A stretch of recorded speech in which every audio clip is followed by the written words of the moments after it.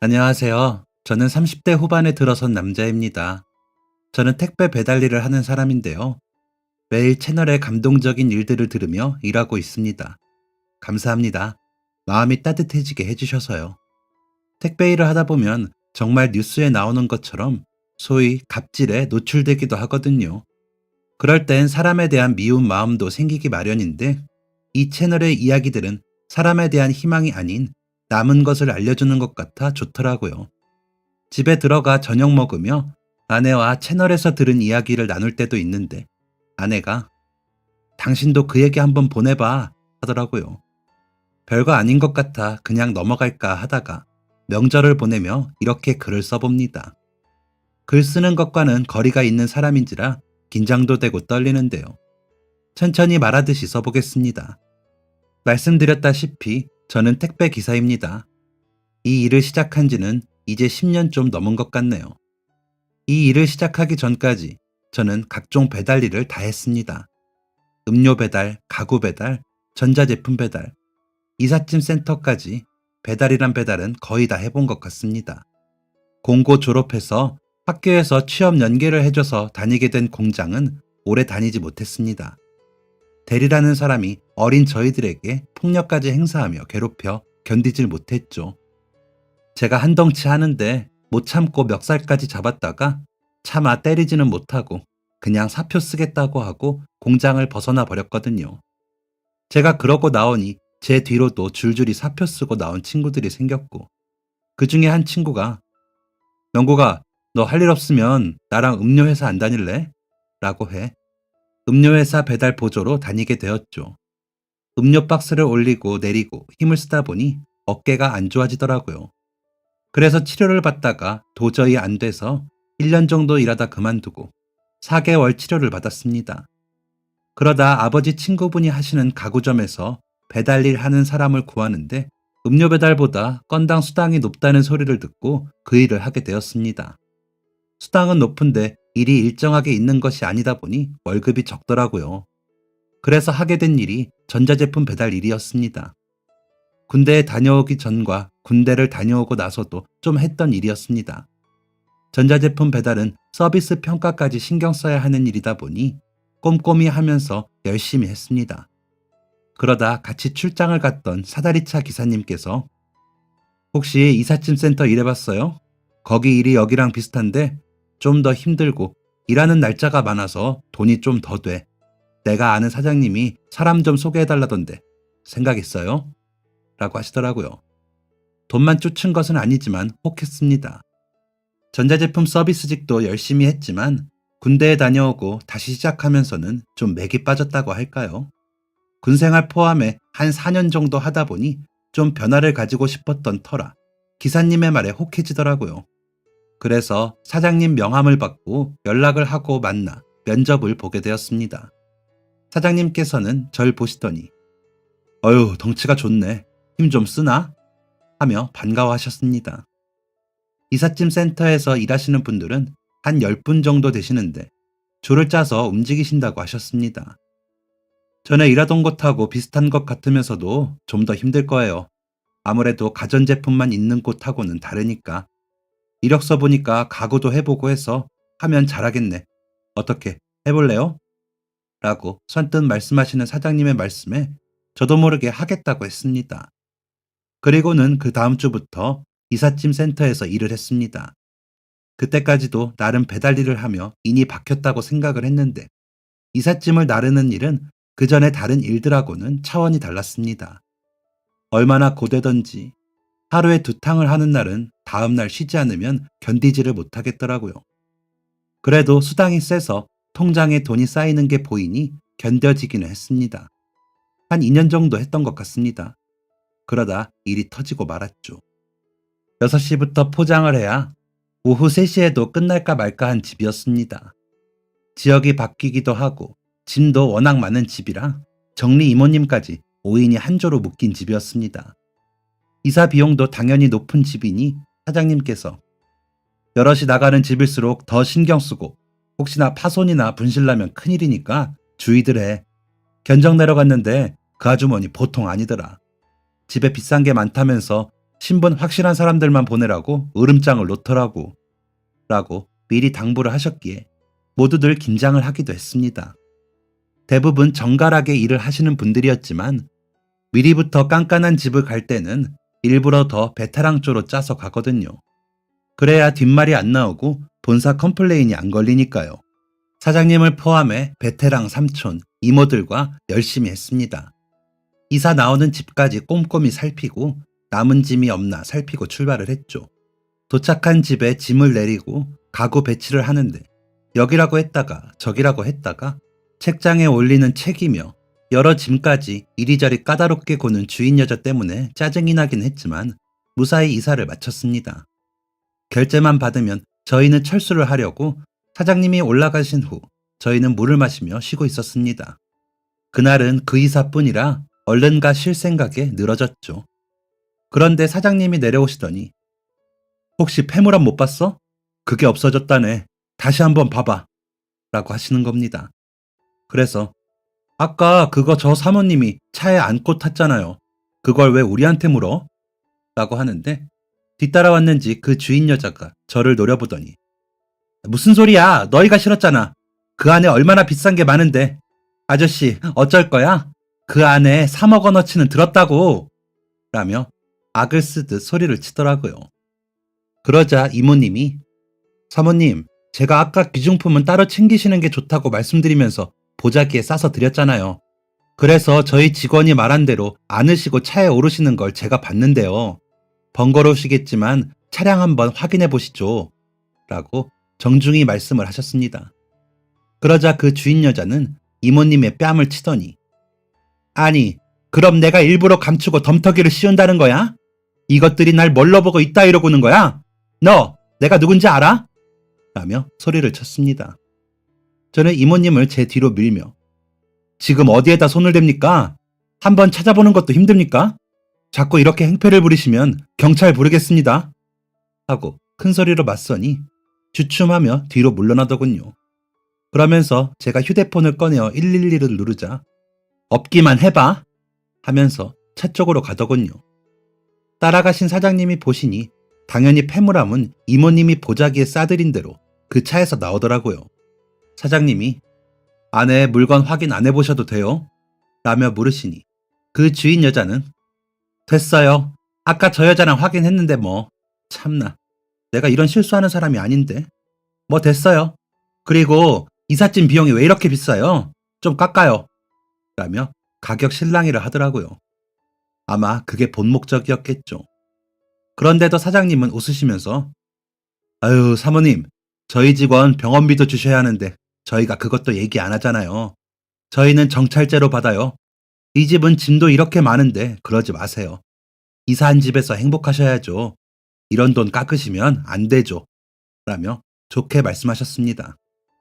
그러자 그 여자는 인상을 쓰며 가구가 찍혔던데 바닥이 긁혔던데 물건 위치들도 마음에 안 들고 청소도 마음에 안 들던데 등등 온갖 꼬투리는 다 잡더니 결국 이사 비용을 내놓았습니다. 그 정도 집이면 그 정도 돈은 있겠던데 있는 집이 더하다고 그러더라고요. 그렇게 겨우 결제를 받고 사장님께서는 사무실로 돌아가 저희에게 일당 송금을 해주셨습니다. 이모님께는 송 여사 오늘 고생 많았어. 마음 풀라고 내가 10만 원 더 넣었어. 라고 하시더라고요. 이모님은 눈물을 닦으시며 감사해요 하고 나가시더라고요. 그런 이모님을 안쓰럽게 바라보는 저에게 사장님께서는 봤구나. 암만 그래도 그렇게 소리치면 안 된다. 그러다 본사에 컴플레인 들어가면 너만 독박 써. 아마 그 여자가 컴플레인 걸지 싶은데 혹시나 그러면 내가 본사에는 잘 말해줄게. 다음엔 그러지 마라. 응? 이라고 하시더니 들어가라고 하셨습니다. 저도 인사를 하고 사무실을 나오면서 좀 찝찝하긴 했지만 설마 무슨 일이 있겠어? 라는 생각으로 집으로 돌아가 샤워를 하고 반주와 함께 밥을 먹고는 잠을 잤습니다. 다음날이 주말이라 일이 많았거든요. 그러고는 다음날 아침 일찍 사무실에 나가 삼촌들과 이모님들께 인사를 하는데 사장님이 저를 부르셨습니다. 이 여자 이럴 줄 알았다. 어제 그 여자가 본사에 전화해서 난리를 부렸다더라. 너 오늘 일단 본사 직원 올 때까지 나랑 사무실에 있자. 얼마나 난리를 쳤는지 본사에서 이렇게 급하게 나온다. 내가 너랑 내 대타는 구했으니까 걱정 말고 라고 하시면서 기가 막혀 하시더라고요. 삼촌과 이모들은 저를 안쓰러운 눈으로 보시더니 하나둘 현장으로 나가셨습니다. 사장님과 저는 사무실에 앉아 시계 초침 소리만 들으며 좀 졸다가 사무실 문이 열리는 소리에 눈을 떴습니다.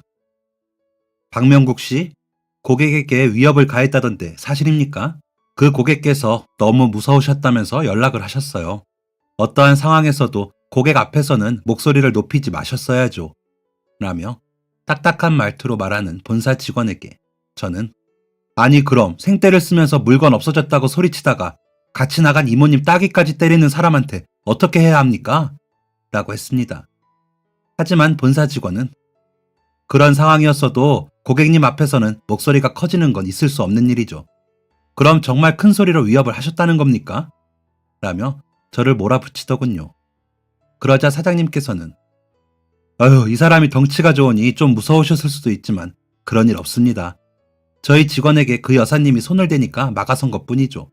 어디 고객님께 목소리를 높입니까? 물건 분실도 아니었고 요금을 깎으시면서 흥정을 하시기에 정가대로 받았고 잘 마쳤습니다. 그런데 그 여사님이 앙금이 남았는지 트집을 잡으시는 거죠. 어제 나갔던 직원들 다 불러다 물어보세요. 그런 일 없어요. 물어보시면 아시겠지만 오히려 맞은 직원이 고소 안 한 게 다행이죠. 라며 본사 직원에게 어필을 하시더라고요. 그러자 본사 직원은 매서운 눈으로 저를 이리저리 보더니 메모를 하더군요. 조사는 더 해볼 거고요. 조사 끝나고 징계 여부 나올 때까지 이 직원은 작업에서 배제하시고요. 고객님 만나러 제가 나가볼 거니까 나중에 다시 이야기하시죠. 라더니 나가더라고요. 사장님은 저를 보시더니 좀 더 참지. 저 직원도 조사하러 온 건데 그렇게 따지면 너만 힘들지. 에휴, 젊은이 좋다, 좋아. 라며 제 어깨를 토닥여 주시더라고요. 일도 못하고 억울한 마음도 들어 괜히 사장님께 아유, 진짜 성질 같아서는 다 들어엎고 싶네. 사장님 계시니까 참는 거예요. 아, 나 언제까지 일 못해요?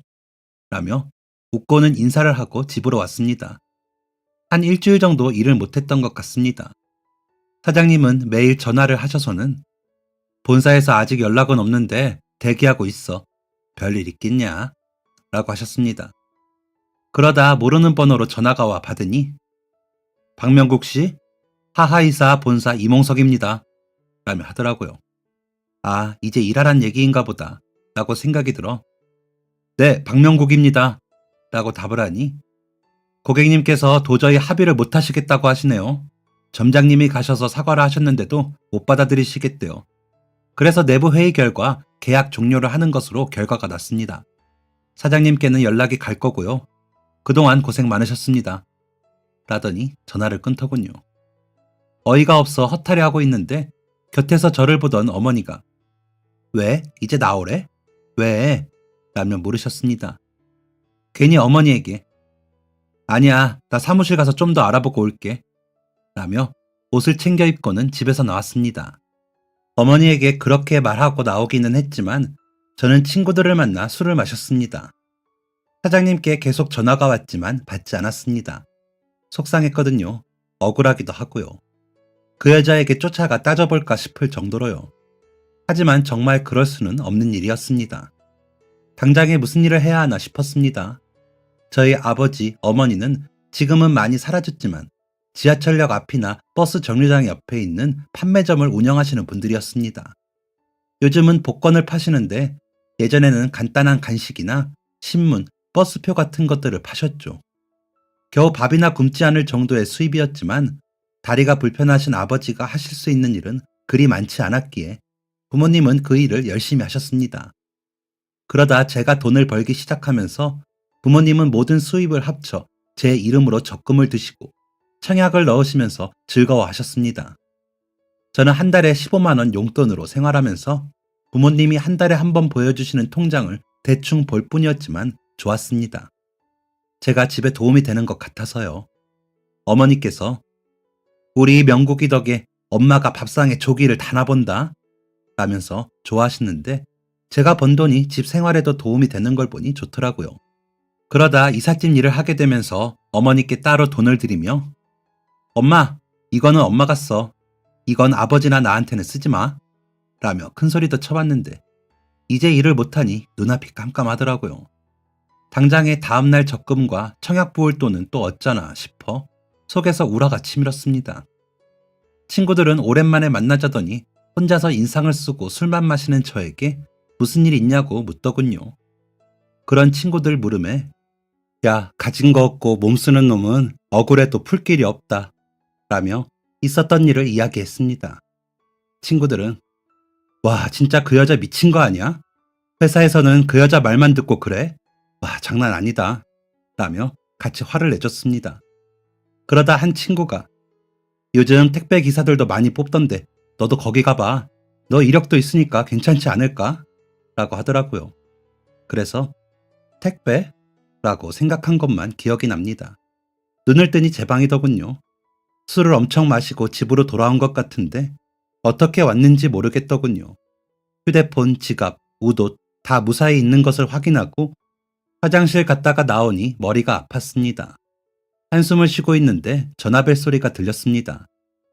아무도 없는 집에서 울리는 전화벨 소리는 머리를 관통하는 느낌이 들더군요. 발신자는 사장님이시더라고요. 받았습니다. 여보세요? 받구나. 야 임마. 전화를 그리 안 받으면 어쩌냐? 무슨 일 났는지 알았다. 본사에서 너한테 바로 전화했다며? 썩을 놈들. 그저 간판 이미지만 생각하고 그러지. 지들이 현장에 나와봤어야 알지. 내가 미안하다. 내가 대표인데 막아주지도 못하고. 내가 너 한 달 일한 거로 해서 돈 붙였어. 확인하고 진짜 너 같은 놈 어디 가서 만나냐. 내가 복직 신청 계속 해볼 테니까 대기하고 있어. 응? 이라고 하셨습니다. 고마운 말이었지만 저는 아무 말도 못하고 듣기만 하다가 마지막 말에만 네 하고 답을 했습니다. 전화를 끊고 나니 속도 쓰리고 머리도 아파 부엌에 가 냄비를 열어보니 어머니가 끓여놓으신 김치 콩나물국이 있더군요. 가스불을 켜고 끓여서 한 그릇 후루룩 마시듯 먹고 나니 속이 시원해지는 것 같았습니다. 그러고는 컴퓨터를 켜고는 구인 사이트를 여니 친구의 말대로 택배 회사에서 배달 기사를 구한다는 공고가 많더라고요. 영업점에 따라 조건이 약간은 달랐지만 보장되는 한 달 수익은 비슷했습니다. 이삿짐 센터 일보다는 약간 적었지만 그래도 제 상황에서 나쁘지 않은 입사 조건이기도 했습니다. 구인 사이트를 보다 보니 저희 집에서 가장 가까운 대리점에 연락을 해 이력서를 가지고 다음날 면접을 보기로 약속을 했습니다. 거울을 보니 머리가 엉망이라 미용실에 가 이발을 하고 집으로 와 면도를 하자 싶어 동네 미용실에 갔습니다. 전에도 가던 미용실이었는데 문을 여니 전에 계시던 원장님이 안 계시더라고요. 제가 원장님 안 계신가요? 하고 물으니 아, 원장님 잠깐 외출하셨어요. 저도 머리 잘해요. 들어오세요. 라고 하셔서 머뭇대며 들어갔습니다. 멈칫대며 들어가 앉아 머리를 자르러 왔다고 하고는 앉아서 머리 손질을 봤는데 심장이 터질 것 같았습니다. 첫눈에 반했거든요. 거울 속 얼굴이 점점 빨개지는 게 제 눈에도 보이더라고요. 그런 제가 이상해 보였는지 괜찮으세요? 어디 불편하세요? 하고 물으시는 미용사분께 저도 모르게 미인이세요? 라고 말해버렸습니다. 그러자 미용사분은 놀라셨다가 머리도 못 자르시고 막 웃으시더라고요. 저는 어디서 그런 용기가 났는지 제가 내일 면접을 가는데 붙으면 저랑 밥 드실래요? 하고 물었습니다. 그러자 그 미용사분은 네, 그래요. 라더니 웃음을 멈추시고 나머지 머리 손질을 해주셨습니다. 계산을 하고 나오면서 내일 다시 들르겠습니다. 하고는 나와 집으로 향했습니다. 걸으면서도 어찌나 가슴이 뛰었는지 모릅니다. 설레고 떨리는 그런 마음은 처음이라 어떻게 해야 할지 모르겠더라고요. 저녁을 준비하시기 위해 돌아오신 어머니는 안절부절 못하는 저를 보시더니 왜 그래? 무슨 일 있어? 술도 그렇게 마시고 들어오더니 정말 무슨 일 있는 거야? 라며 놀라 물으시더라고요. 그래서 엄마, 나 면접 보기로 했어. 걱정 마. 내가 우리 엄마 고생 안 시킬 테니까.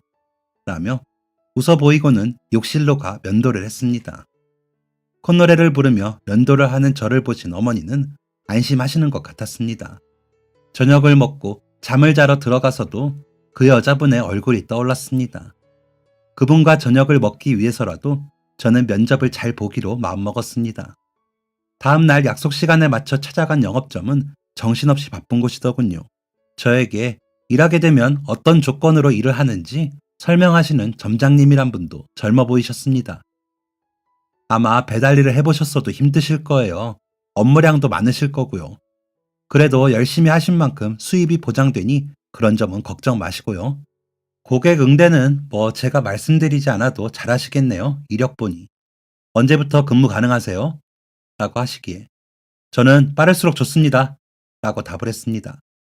그러자 점장님은 웃으시더니 그럼 교육기간 동안 같이 다니실 기사님 섭외해서 제가 전화드릴게요. 아마 다음 주 월요일에는 일하실 수 있을 거예요.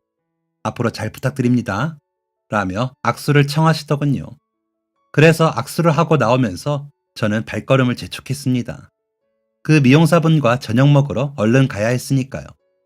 미용실 앞에 가서 숨을 고르고 문을 열자 원장님과 미용사분이 같이 계시더군요. 제가 쭈뼛대자 원장님이 누군가 했더니 명국이야? 세상에 저기 버스 정류장 판매점 순자 언니 아들 순자 언니 봤지? 이상한 놈이면 내가 혼내서 쫓아내려고 했는데 명국이면 내가 안심이지. 얘 내 조카야. 예쁘지? 만나봐.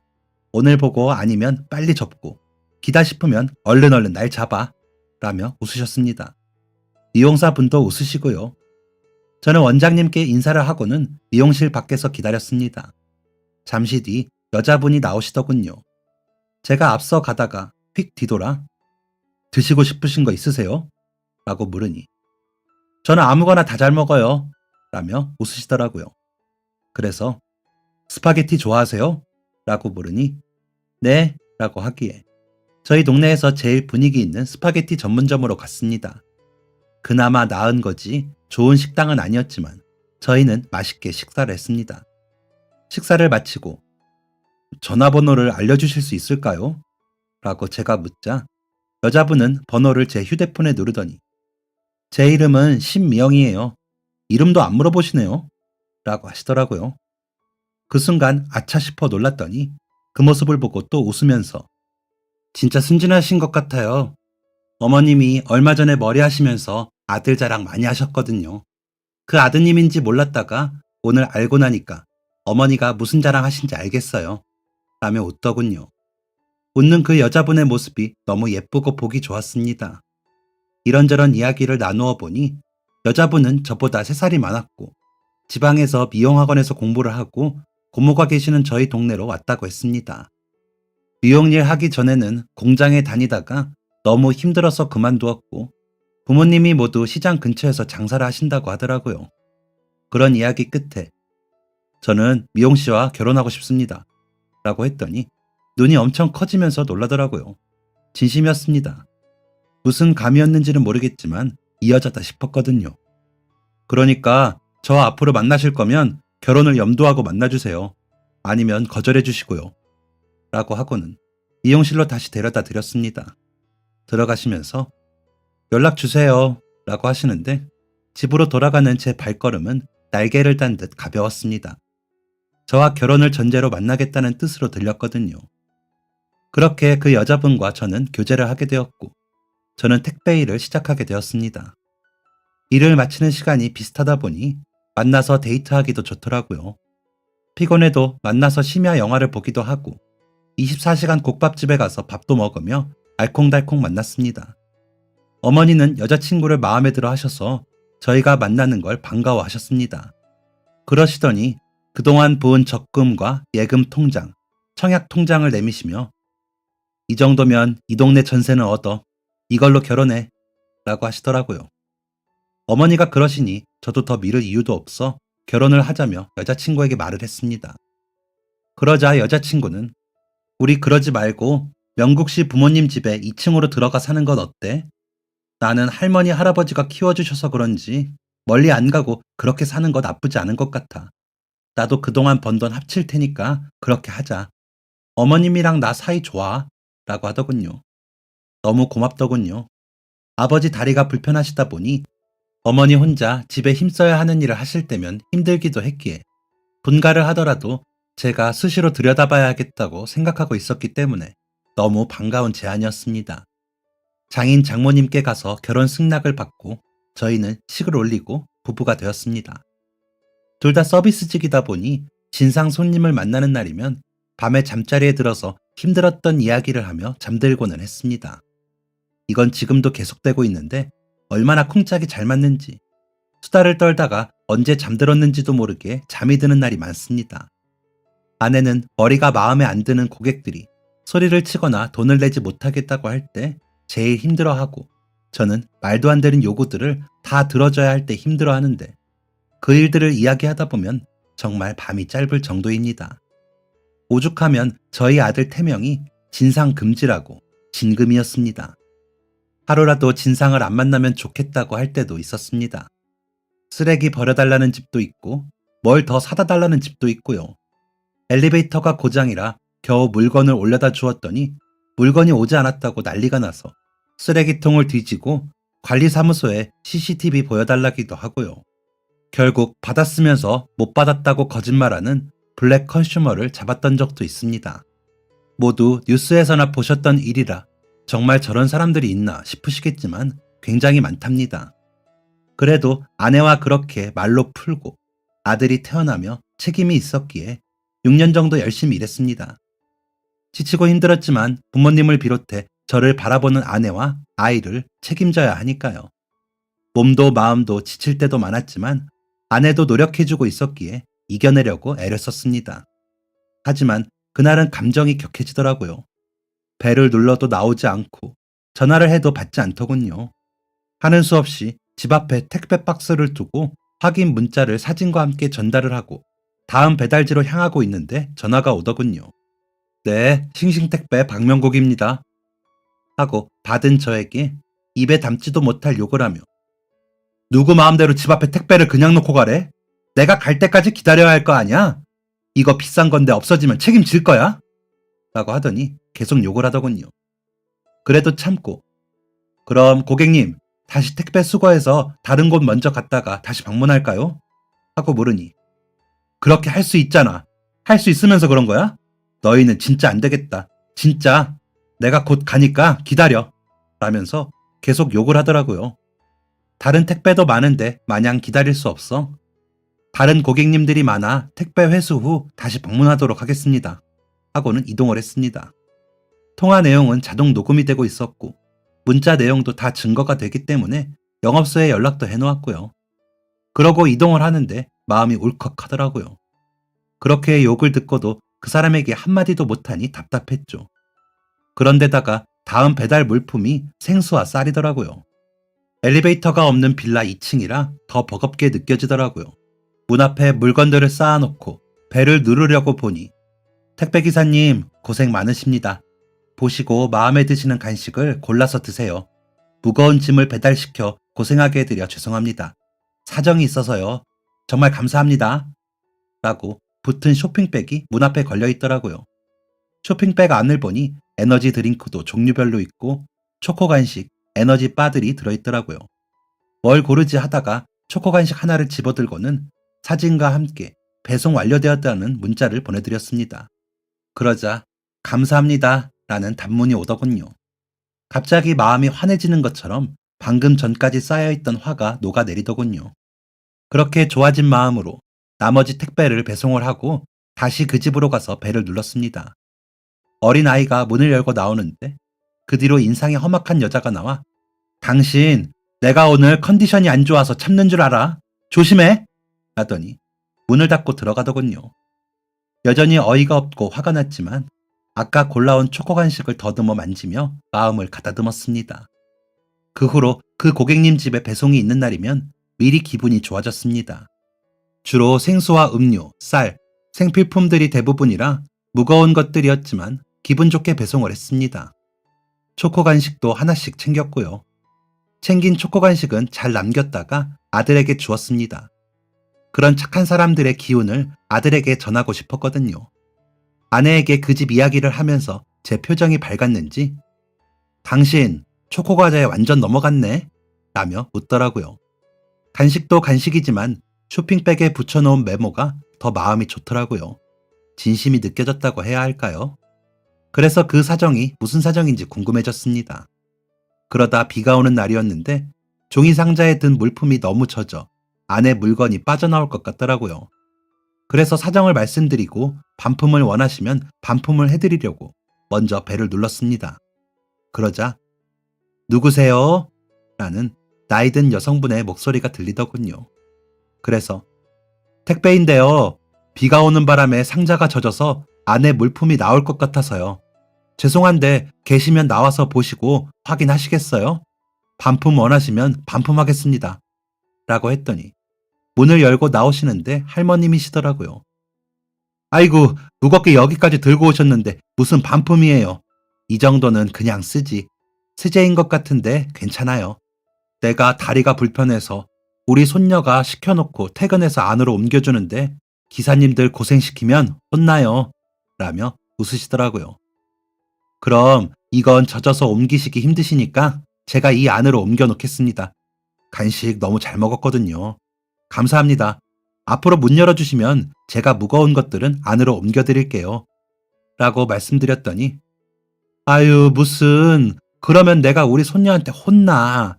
기사님들 고생하시는데 그런 것까지 시킨다고 라면서 웃으시더니 쇼핑백 안에서 간식을 몇 개 꺼내시더니 제 손에 주시면서 뭐 좀 따뜻한 걸 드리면 좋은데 이런 것뿐이네요. 이거라도 가져가요. 내가 시장을 못 가요. 다리 때문에. 그래서 우리 손녀가 이렇게 시켜서 배달이 많으니까 미안하다고 이렇게 만들어 놓은 거예요. 라고 하시는데 아버지와 어머니가 다 생각이 나더라고요. 절뚝이 쉬는 다리로 매일 새벽같이 일어나 한 번도 힘들다고 하신 적 없는 아버지와 그런 아버지를 도와 매일 성실히 살고 계시는 어머니가 떠올라 괜히 코끝이 찡해지더라고요. 손녀 이야기를 하시며 웃으시는 그 얼굴에서 저도 부모님의 웃음이 되어드리고 있는 건지 부끄럽기도 하고요. 매일 투정만 부리는 철없는 아들이라 그랬던 것 같습니다. 그래서 할머니께 감사합니다. 잘 먹을게요. 이거 먹는 대신 제가 다음에 무거운 거는 안으로 들어드릴게요. 하고 인사를 하고는 배송 완료 문자를 보냈습니다. 그 문자는 주문자인 손녀에게 가는 것 같아 별 이야기 없이 그냥 배송 완료 문자만 보냈습니다. 그러고는 그날 배송을 다 마치고 집으로 돌아가 아들에게 간식을 건네며 우리 아들 다른 사람을 배려하는 사람이 진짜 멋쟁이야. 알지? 라고 하며 머리를 쓰다듬는데 할머니의 다리와 문 옆에 휠체어가 떠올라 다시 코끝이 찡해졌습니다. 간식을 본 아내는 오늘은 왜 이렇게 많이 가져왔어? 거기 있는 거 다 가져왔어? 라며 묻더라고요. 그래서 할머니 이야기를 하며 부모님 생각을 했다는 이야기를 했습니다. 그러자 아내는 우리 신랑 철드나 보네. 부모님 생각을 다 하고. 안 그래도 아버님이 다리가 더 아프신가 봐. 그런데 우리 걱정한다고 말도 안 하신다고 어머님이 그러시더래. 고모가 그러시더라. 모시고 병원 좀 가라고. 어머니도 나이가 이제 많으셔서 아버님 모시고 병원 다니시는 거 힘드신데 왜 그 생각을 못했나 몰라. 그래서 내일 내가 모시고 가려고. 나중에 우리 엄마 아빠 병원은 당신이 모시고 가. 라더니 웃더군요. 아내에게 고맙고 부모님께 죄송했습니다. 먹고 사는 것만 생각했지 그런 부분까지 살피지 못한 제가 너무 어리석게 느껴지기도 했고요. 부모와 아이의 시간은 저를 기다리지 않는다는 말을 아내가 해줬었는데 그냥 흘려들었다가 그날 밤에는 그렇게 마음에 꽂혀 아프게 느껴졌습니다. 그런 마음의 반성이었는지 그 할머니 집에 배송을 가는 날에는 유난히 더 신경을 썼습니다. 일부러 가기 전에 할머니가 좋아하실 만한 간식도 사서 물품과 함께 넣어놓기도 하고요. 그러던 어느 날에는 벨을 눌렀더니 할머니께서 기사님, 내가 너무 미안한데 이것 좀 봐줄 수 있어요? 라고 하셔서 집에 들어가 보니 화장실 전등이 나갔더라고요. 다행히 새 전구가 있어 갈아드리고 나오면서 다음에도 이런 거 있으면 저한테 이야기하세요. 제가 해드릴 수 있으면 해드릴게요. 하고는 나왔습니다. 배송 완료 문자를 보내고 이동을 하려는데 전화가 오더군요. 네, 싱싱택배 박명국입니다. 하고 받았더니 저 방금 배송 완료된 별빛 빌라 203호인데요. 라고 하시더라고요. 손녀분이구나 싶어 네, 안녕하세요. 라고 인사했더니 제가 근무 시간이 길어서 할머니가 혼자 계신데 번번이 물건도 안으로 넣어주시고 가신다고 하시더라고요. 바쁘신데 너무 감사합니다. 오늘 전구도 갈아주셨다고 할머니가 너무 감사한 분이라면서 어디에 칭찬하는 버튼 없냐고 하시더라고요. 본사에 제가 메시지를 올리고 싶은데 괜찮으실까요? 정말 너무 감사해서요. 라며 웃으며 말하는 목소리가 벌써 착하게 느껴졌습니다. 저도 미소가 지어지더라고요. 어휴, 안 그러셔도 돼요. 저는 간식값 한 건데요. 간식이 너무 달고 맛있어서 제가 힘이 막 나서요. 저희처럼 일하는 분들 챙겨주시는 그 마음만 받겠습니다. 이렇게 전화주신 것만으로도 영광입니다. 다른 집에는 안 그러니까 비밀로 해주세요. 하고는 저도 웃었습니다. 그러자 손녀분은 웃으시더니 덕분에 할머니가 좋아하세요. 몸이 불편하시니 저 말고 만나는 사람도 없으신데 오시면서 간식도 챙겨주시고 잠시지만 말동무도 해주신다면서요. 시킬 거 없냐고 묻기도 하시는걸요. 은혜는 제가 잊고 있는데 그런 간식으로 칭찬해 주시니 제가 어쩔 줄을 모르겠네요. 감사해요. 앞으로 더 좋은 간식 놓아드릴게요. 라고 하시기에 감사합니다. 그런데 지금도 충분해요. 라고 말을 하고는 전화를 끊었습니다. 그날 이후로 할머니 댁에 배송이 잡히면 더 좋았습니다. 괜히 할머니께 농담을 더 하면서 잘 지냈습니다. 그리고 부모님께도 할머니께 하듯 농담도 더 하고 어리광도 부렸습니다. 아내는 그런 저의 마음을 알아챘는지 옆에서 거들더라고요. 그러다 보니 집안 분위기도 더 좋아지고 부모님도 좋아하시더라고요. 그런 집안 분위기는 아내가 만들어준 것이기도 해 너무 고마워 괜히 처갓집에 전화를 해 장인 장모님 안부를 묻기도 하고 제 용돈을 아껴 용돈을 보내드리기도 했습니다. 아내한테 어떻게든 보답하고 싶었거든요. 그랬더니 저는 어느새 착한 아들 1등 사위가 되어 있더라고요. 그게 다 아내와 할머니 덕분이라고 생각합니다. 제 생각이 열리게 해줬으니까요. 그리고 할머니를 진심으로 생각하는 얼굴도 모르는 손녀분 덕이라고도 생각합니다. 그 선한 마음씨로 준비한 그 메모와 간식이 없었다면 제가 그냥 지나쳤을 테니까요. 그리고 무엇보다 제 아내가 저를 응원해주고 저희 부모님 공양을 잘 해준 덕이 제일 크기도 하고요. 그러지 않았다면 저는 불평불만만 일삼는 어리석은 사람이 되어 있었을 겁니다. 이래서 사람을 잘 만나야 한다는 소리가 생겼구나 싶습니다. 이제 곧 40살을 앞두고 인생을 배우려면 아직 멀었지만 선하고 베풀 줄 아는 사람을 만나 영향을 받을 수 있다는 게 얼마나 감사한 일인지 모릅니다. 그런 좋은 사람들이 가까이 있다는 건 정말 큰 행운일 거고요. 그런 감사와 행운이 모여 사람이 더 성장하고 어른이 되어가나 봅니다. 마음을 좋게 먹어서 그런지 좋은 일도 있습니다. 저희 부부와 부모님이 그동안 열심히 노력한 덕으로 저희는 저희 동네에 새로 들어온 아파트에 입주하게 되었습니다. 바로 앞뒤 동으로 이사하며 분가를 하게 되었는데 아내보다도 어머니가 무척 좋아하신답니다. 저희 아들은 집이 2채라며 우리 부자라고 좋아하고요. 아직 할머니 집, 우리 집 이런 개념이 없다 보니 그냥 집이 2개래요. 이렇게 좋은 일들이 일어나다 보니 할머니께 뭘 더 해드리고 싶은데 뭐가 좋을지 몰라 고민을 했습니다.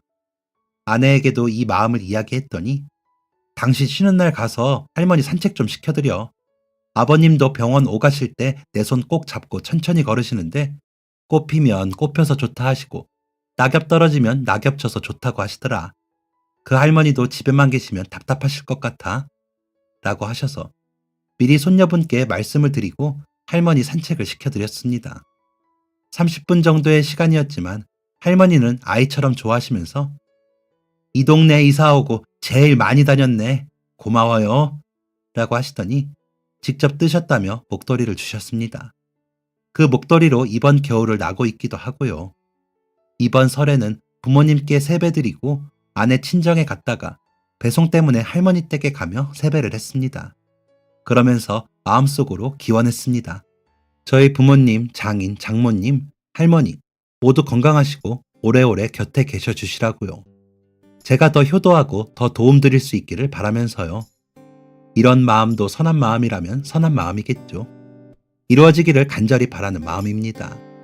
스쳐 지날 수 있는 인연이었지만 그 속에서도 선한 마음이 옮겨져 제 마음과 가정이 편해진 이야기를 이렇게 하고 나니 더 책임감이 느껴져 더 잘하고 싶어지네요. 저의 이런 이야기가 여러분 마음속에 선함에도 옮겨져 실천할 수 있기를 바라는 마음입니다. 그럼 행복이 더 불어날 테니까요. 모두가 행복하고 선량해졌으면 좋겠습니다. 이야기 들어주셔서 감사합니다. 지금까지 사연 들어주셔서 감사합니다. 사연이 재밌으셨다면 구독과 좋아요를 눌러주세요. 감사합니다. 안녕히 계세요.